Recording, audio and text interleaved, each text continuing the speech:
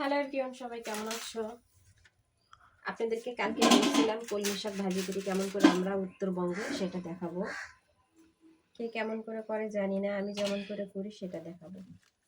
এটা ধুয়ে নিচ্ছি কলম শাকগুলো, এগুলো কুচি কুচি করে কাটতেছি। তারপর আলু কাটবো। এখানে আমার আম্মু ফুলকপি কেটে করবো, ফুলকপির বাটা কাটতেছি। এটা দিয়ে নাকি ছোট মাছের চটচটি করবে।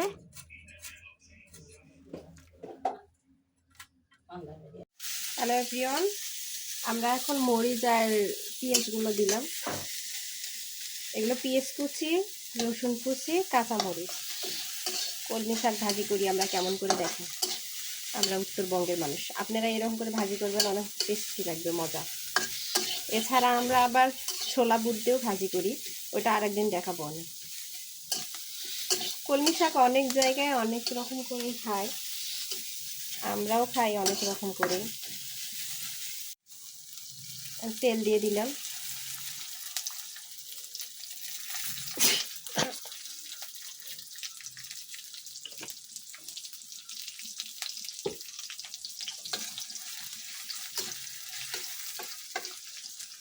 এটার মধ্যে আলু কুচিগুলো দিয়ে দিব, ওটার সঙ্গে আলুগুলো ভাজা হয়ে যাবে।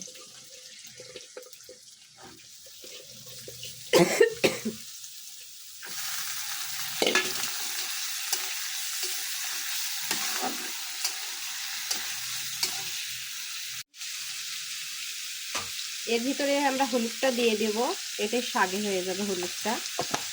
একটু লবণও দিয়ে দিব,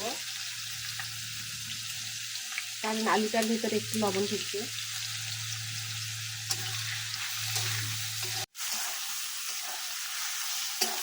এটাতে ফ্রাই করে নেবেন যতক্ষণ পেঁয়াজগুলো এবং রসুনগুলো বাদামি না হচ্ছে, ততক্ষণ আলুটাও হয়ে যাবে।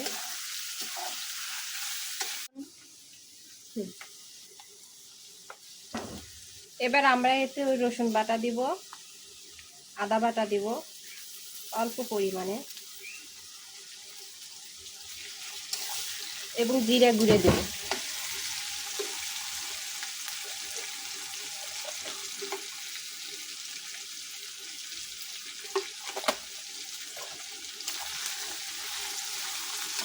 তারপর আমরা শাকটা দিয়ে দেব।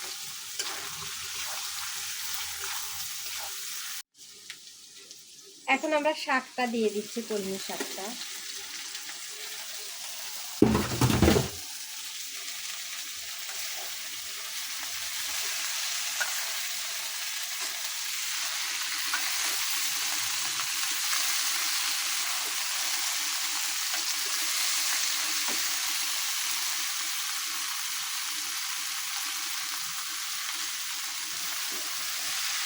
নাড়ায় একটু লবণ দিয়ে ঢেকে দেবো।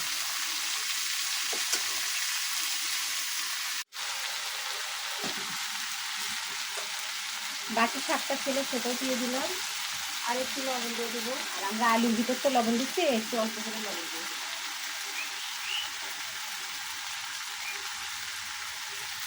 এবার আমরা ঢাকনাটা ঢেকে দেবো। ফাইনালি হয়েই গেল আমাদের সেই শাক ভাজিটা। এই যে দেখুন, এইরকম হয়েছে। চাইলে আপনারাও বানিয়ে খাইতে পারেন। আমাদের ব্লগ ভিডিওটা এই পর্যন্তই। সবাই ভালো থাকুন, আল্লাহ হাফেজ।